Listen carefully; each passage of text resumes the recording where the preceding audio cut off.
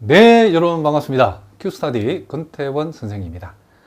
자, 오늘 우리가 회귀계수를 추정함에 있어서 이 벡터와 행렬을 이용한 방법에 대해서 우리가 한번 살펴보겠습니다. 자, 우리가 여태까지 우리가 회귀계수를 추정할 때에 대수적 방법을 통해서만 우리가 증명을 해봤는데, 물론 여러분이 가지고 계시는 계량경제학 책을 보게 되면 다 그 방법이 대수적 방법으로 소개되어 있답니다. 자, 그러나 여러분들이 이 대수적 방법만 알아가지고는 우리가 단순 회귀 모형 정도에서는 우리가 그럭저럭 수월하게 할 수 있지만은 다중 회귀 모형에 들어갔을 때는 그 회귀 계수 등등을 추정할 때에 추정의 문제가 부닥쳤을 때에 그 계산 방법이 굉장히 복잡해지고 어려워진다는 것을 우리가 알 수 있답니다. 또 여러분들이 서울대학이나 또 기타 대학원 과정에서 계량경제학을 여러분 다룰 때는 주로 행렬을 이용한 방법을 많이 사용하기 때문에 비록 계량경제학 책에는 소개되어 있지 않지만은 선생님 강의에서는 이 벡터와 행렬을 이용한 각종 추정의 문제들을 어떻게 다루는가, 요것을 오늘부터 몇 시간 동안 집중적으로 다룰 테니까 요것은 우리가 계량경제학 앞부분뿐만 아니라 뒷부분에서도 중요하게 사용되기 때문에 자, 여러분들이 이것도 꼼꼼하게 선생님이 설명해 볼 테니까 공부를 잘 해 두시기 바랍니다. 일단 여러분들이 이 벡터와 행렬을 이용하는 이 추정의 방법을 공부를 하려고 그러면 기본적으로 여러분들이 이 선행대수학에서 공부한 기본적인 이론들은 꼭 알아두셔야 된답니다. 자, 물론 학습이 잘 되어 있는 분들은 이 부분을 패스하셔도 상관이 없고, 기초가 좀 약한 분들은 지금부터 선생님 하는 얘기를 잘 알아두셔야 된다는 거죠. 일단 요 세오럼 30에 지금 2차 형식의 미분에 대해서 나와 있는데, 요거 들어가기 전에 먼저 우리가 소위 이 전치 행렬에 대해서 여러분들이 좀 알아두셔야 된답니다. 자, 혹시 여러분 가운데 나는 죽어도 전치 행렬이 뭔지 모르다, 전치가 무슨 말인지 모른다, 혹시나 있을까 싶어서 선생님이 간단하게 우리가 전치 행렬을 소개해보면, 어떤 행렬 A가 이렇게 주어졌을 때 그 행렬의 전치를 구하는 방법은, 자, 요 행을 1행을 1열로 적고 2행은 2열로 적어주면 전치가 되어진답니다. 특별히 우리가 어떤 벡터가 이렇게 주어졌을 때에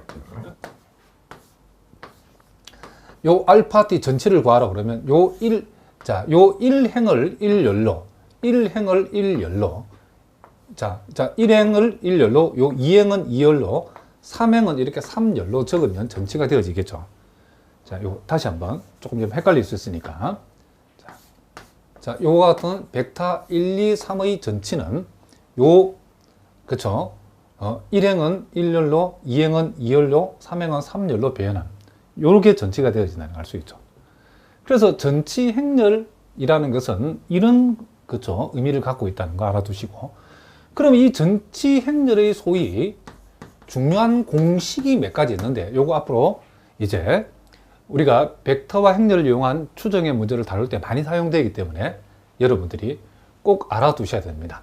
자, 그래 중요한 공식들인데, 자, 첫 번째는 우리가 어떤 행렬과 행렬 A와 B를 더하거나 뺀 것의 이 전체의 전치를 구하라고 하면 각각의 전체를 내면 된답니다. A의 전치, 행렬 B의 전치, 행렬을 구해서 각각 플러스는 플러스, 마이너스 마이너스 이렇게 해주면 된답니다. 그리고 이제 두 번째 공식은 또 뭐가 있냐면, 자, 요런 게 있답니다. 우리가 행렬을 이렇게 두 행렬 A와 B를 곱한 거의 전치를 구하라고 그러면 각각의 전치를 곱해주면 되는데 순서를 바꿔야 된다, 그죠? A, B면 BA. 만약에 그 순서가 행렬 A, B, C 곱의 형태로 주어졌을 때는 이놈의 전치는 C 전치, B 전치, A의 전치, 이런 식으로 A, B, C를 C, B, A로 순서를 역순으로 각각의 전치를 해주면 된다. 그리고 또 세 번째 우리가 중요한 공식 중 하나는, 어떤 행렬 A가 대칭 행렬이면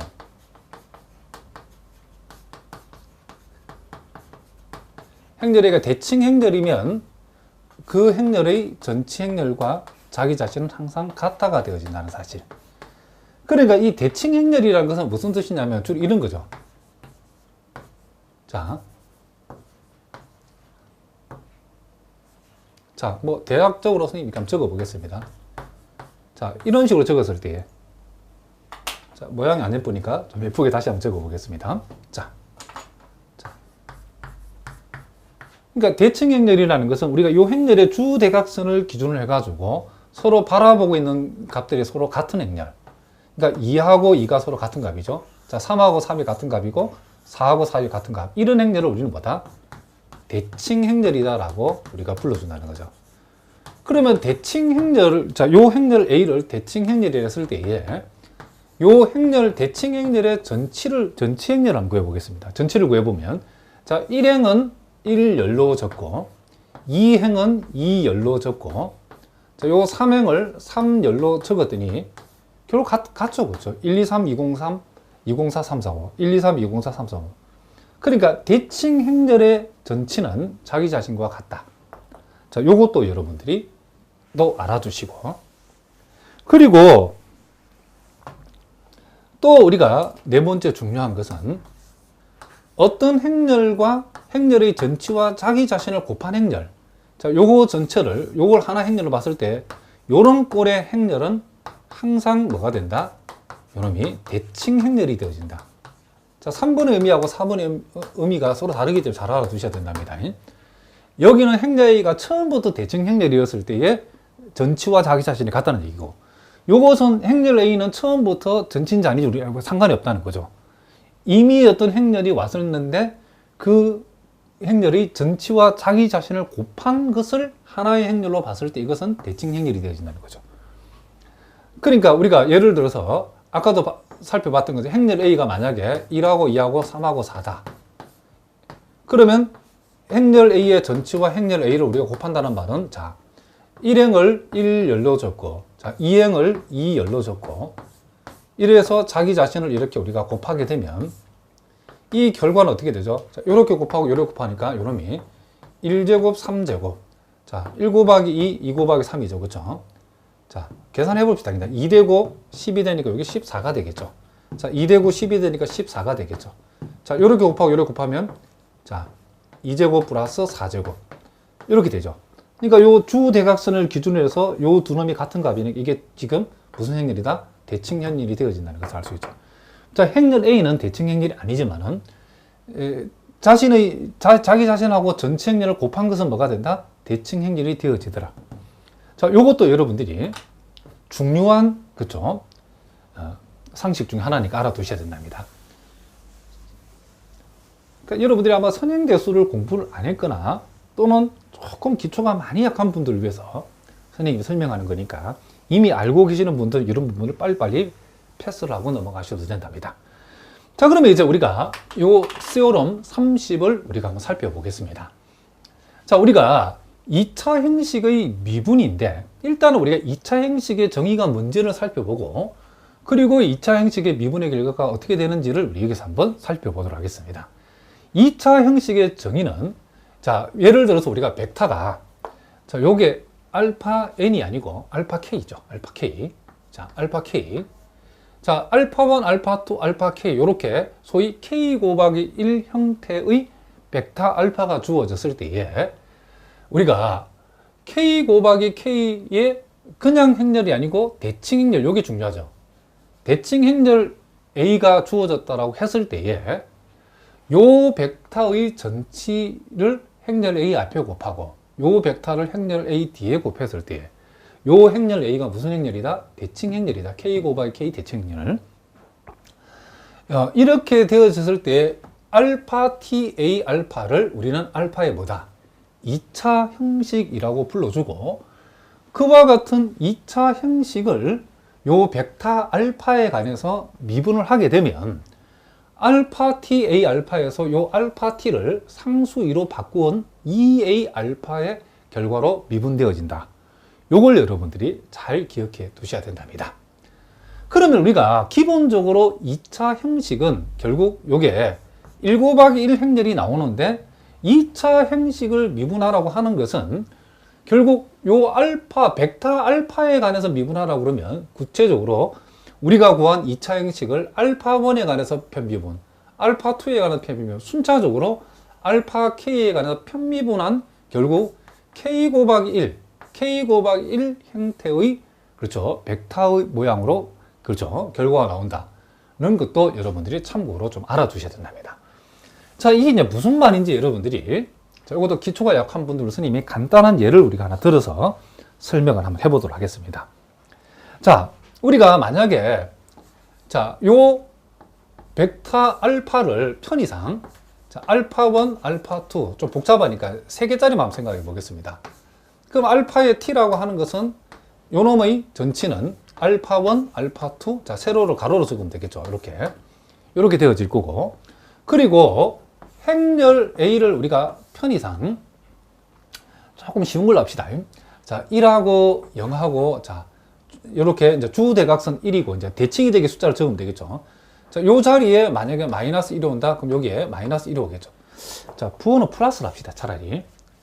자, 요 자리에 2가 오고, 자, 요 자리에 2가 오고, 요 자리에 자, 4가 오고, 요 자리에 4가 오고, 자, 요 자리에 3이 오고, 3이 오면 분명히 요거는 자, 요 주대각선을 기준으로 2, 2, 4, 4, 3, 3이니까 요 행렬 A는 무슨 행렬이다? 그렇죠. 대칭 행렬이 되어진다는 것을 우리가 알 수 있죠. 대칭 행렬. 자, 이와 같은 대칭 행렬 A를 주었을 때에 자, 우리가 2차 형식 알파 t A 알파 t를 구해 보시오라고 하면 그러면 우리가 그 모양이 폼이 알파 1, 알파 2, 알파 3에다가 1, 2, 4, 2, 0, 3 자, 4, 3, 1이라고 하는 요 대칭 행렬 A를 가져오고 그리고 알파 1, 알파 2, 자, 알파 3 이렇게 되어지겠죠. 자, 요 행렬을 여러분들이 전개를 해서 이제 정리를 해보면 이거는 요게 지금 자, 요게 지금 1 곱하기 3 행렬이고 요거는 우리가 자, 3 곱하기 3 행렬이고 요거는 우리가 행렬로 봤을 때는 3 곱하기 1 행렬이니까 자, 요 놈이 자, 요렇게 갖고 요렇게 같으니 결국 1 곱하기 2 행렬 이 결과는 1 곱하기 1 행렬이 되어지는 거죠. 자, 그럼 이 1 곱하기 행렬이 구체적으로 어떻게 나오냐면 알파1, 알파2, 알파3에 관한 2차식 행태로 나타납니다. 그래서 요 놈은 1알파1의 제곱, 0알파2의 제곱, 1알파3의 제곱에다가 그 다음 알파1 곱하기 알파2 요게 4알파1 알파2 8알파1 알파3 그리고 6알파1 자 알파2 알파3 자 제가 바로 암산해서 바로 적어버리는데 이게 어떻게 적냐면 자 여러분들이 알파1 제곱 알파2 제곱 알파3 제곱에 붙는 이 숫자들은 요 주대각선이 오면 된답니다. 1, 0, 1 1, 0, 1이죠. 그 다음 알파1, 알파2, 알파1, 알파3, 알파2, 알파3은 요 값은 요놈 두 개 더한 값이 여기 오고 요 두 개를 더한 값이 여기 오고 요놈 두 개 더한 값이 여기 온다는 것을 우리가 알 수 있죠. 요렇게 돼요. 요것도 여러분들이 요런 것 알아두시기 바랍니다. 그러면 우리가 이와 같은 이 2차 형식을 지금 2차 형식을 알파에 관해서 이 알파가 벡터죠. 이 벡터에 관해서 벡터에 관한 편미분하라. 지금 여기서 우리 예를 든 것은 알파1, 알파2, 알파3인데 요 벡터 알파에 관해서 편미분하라는 것은 요 주어진 식을 한 번은 알파1에 관해서 미분하고 한 번은 알파2에 한 번은 알파3에 미분한 것으로 적어라 그런 뜻이랍니다. 그러니까 요걸 우리가 파샬 알파 ta 알파를 벡터 알파에 관해서 편미분 해보라 라고 하는 것은 우리가 어떻게 적냐면 자 알파 ta 알파를 한 번은 알파 1에 관해서 편미분하고 또 알파 ta 알파를 또 한 번은 이제 두 번째는 알파 2에 관해서 그 다음 알파 ta 알파를 이제는 알파 3에 관해서 편미분해서 이렇게 같은 모양의 벡터 형태로 적어준다 이런 뜻이랍니다. 그러면 이제 우리가 이걸 이제 구체적으로 한번 해보면 어떻게 되냐면